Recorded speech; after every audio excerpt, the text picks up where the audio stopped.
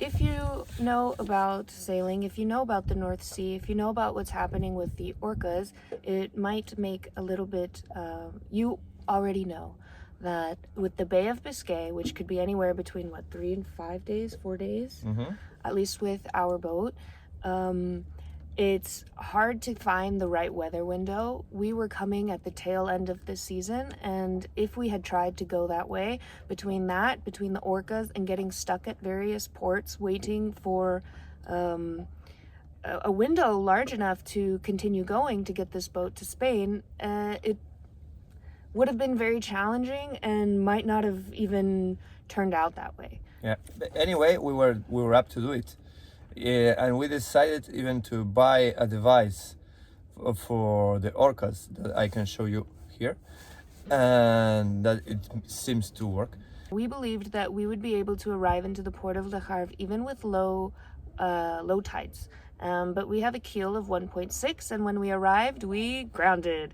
We ran aground. We had to go back out and wait.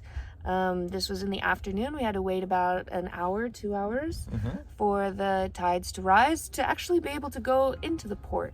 And so while we were waiting, we saw this really pretty yellow boat. And so we tried to get their attention, and we tried to warn them, to tell them that they have to wait and that they wouldn't get in with the tide. And they thought, we'll be okay. We have a 1.3.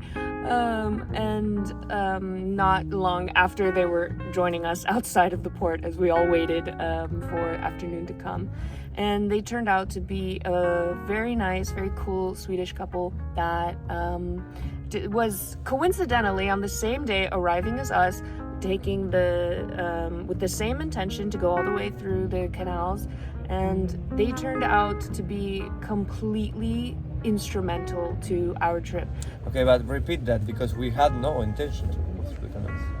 It was them that gave us. What do you mean? How were we gonna go? We were gonna go through the Bay of Biscay. We were gonna go back to the sea after Le Havre. We were go to the Brest to get the canals, maybe in Brest, or we will go to the Bay of Biscay.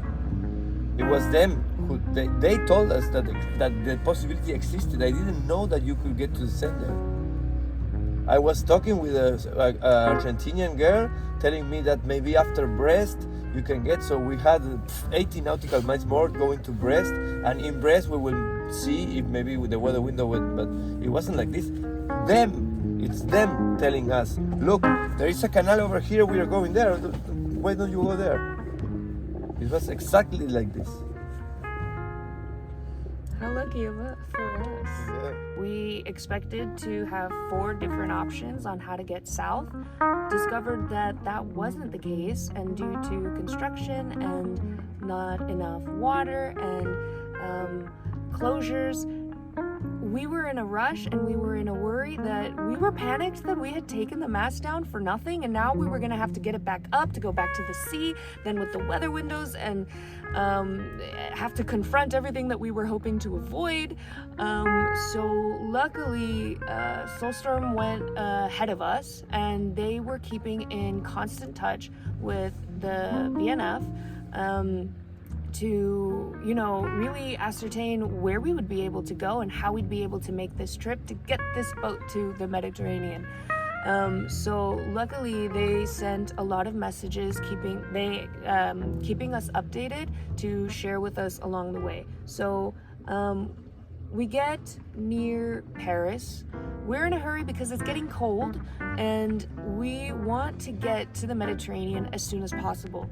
Now the problem is that the Yonne Canal, Yonne Canal is going to close in 5 days, and we have to get down as fast as possible to try to make it there. Otherwise we'd have to turn around, make a much longer journey, and at that point we weren't even sure if there was an alternative.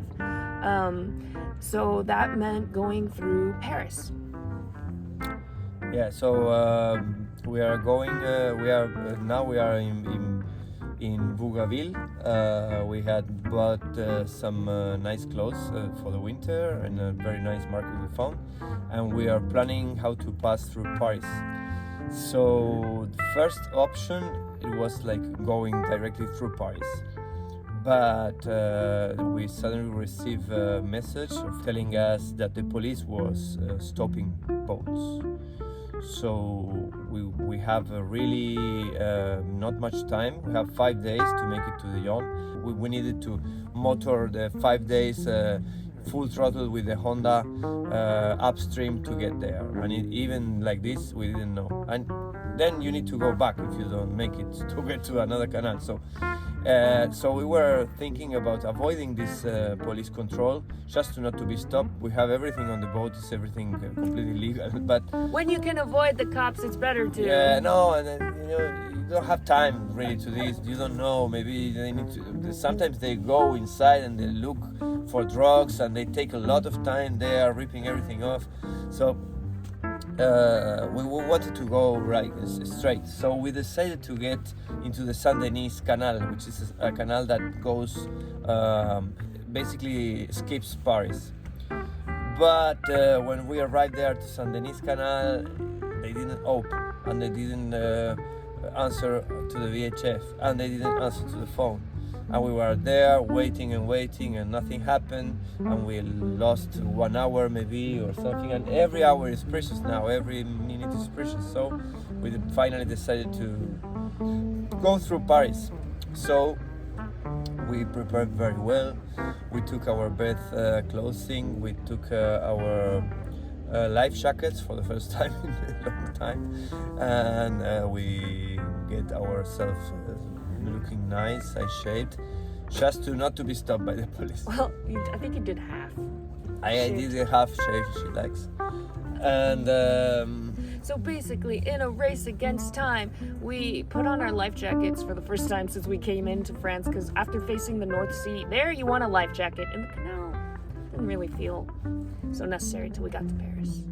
So we're going with our Honda because it's a lot faster than our onboard engine, the Yanmar, and we're going fast as we can. So it wasn't exactly like peaceful, well, for him, because he was doing everything, and I was there trying to get one decent photo of us in front of the Eiffel Tower. But the problem there was how to pass through the center of Paris. It's not as simple as you would think.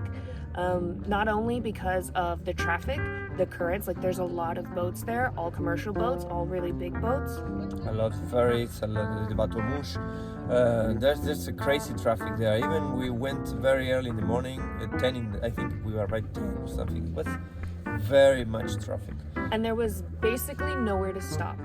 As you can see in the picture, you have the two canals that are dividing the center of Paris, and there is only one way to pass through.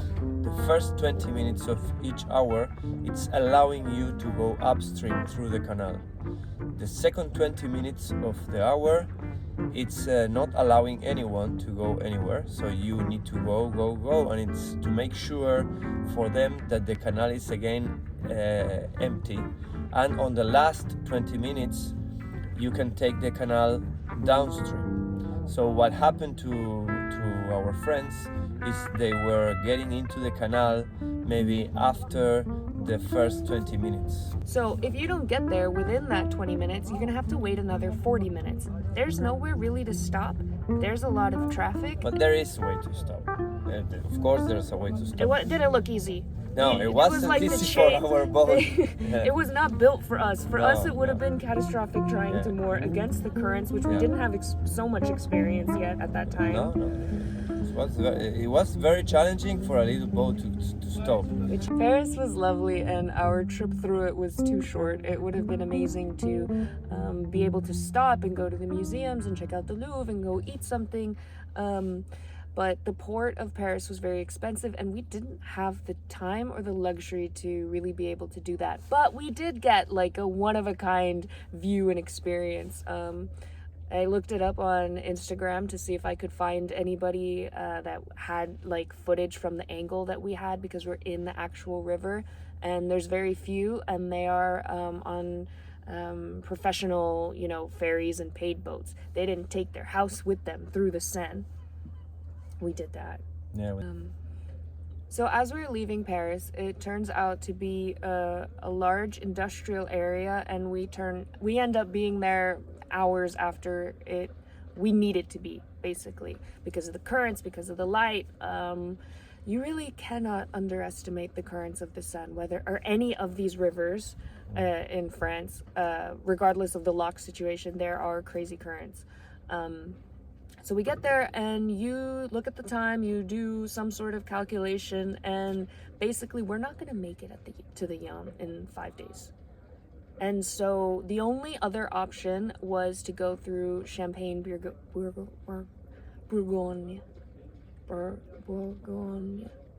And they were actually closed and weren't going to open for another 18 days.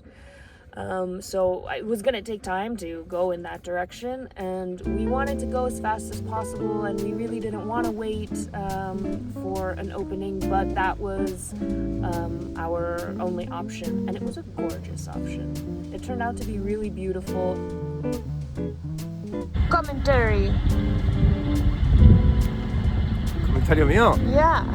Bueno, estamos frente a una de las estatuas erótico-festivas francesas, en donde podemos ver dos chicas, bueno, pasándoselo bien con sus cetros.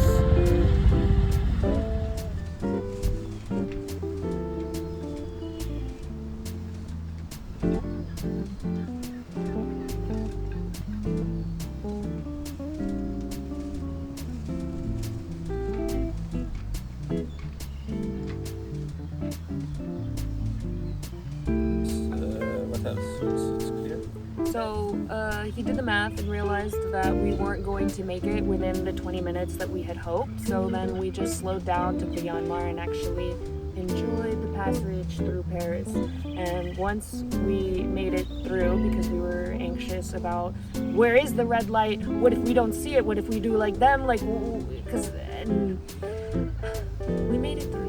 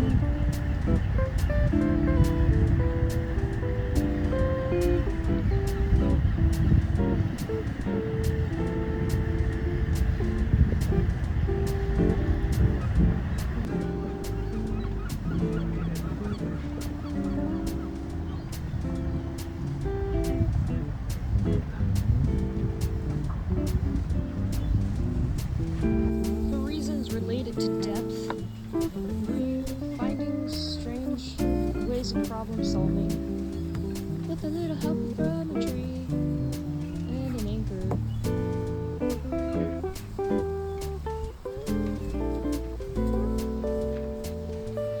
Because we cannot get close anywhere here.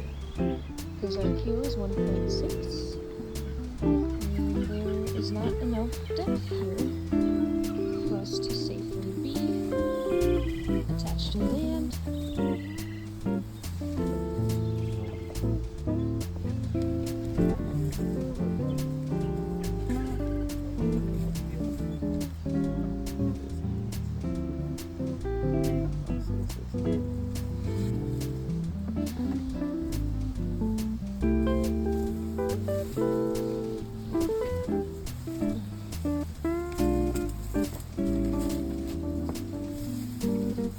Say, well, that's a lot of trust to put into a tree. We are by a lock. See? And they're already closed. And if we are the first ones in the morning to get up and get going, the likelihood that somebody else comes by and disrupts our movements is unlikely.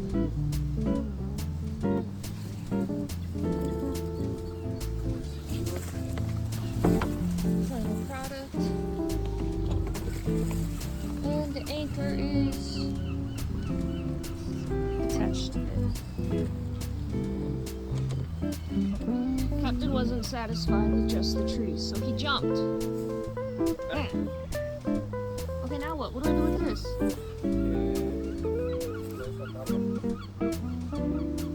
I feel like that's right. He left me alone with this.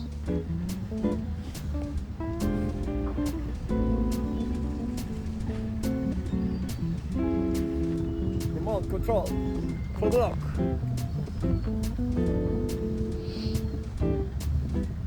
Let's try. See what happens. Bonjour. Me dice bonjour. Muy educado. It's polite. Sí, bonjour. So,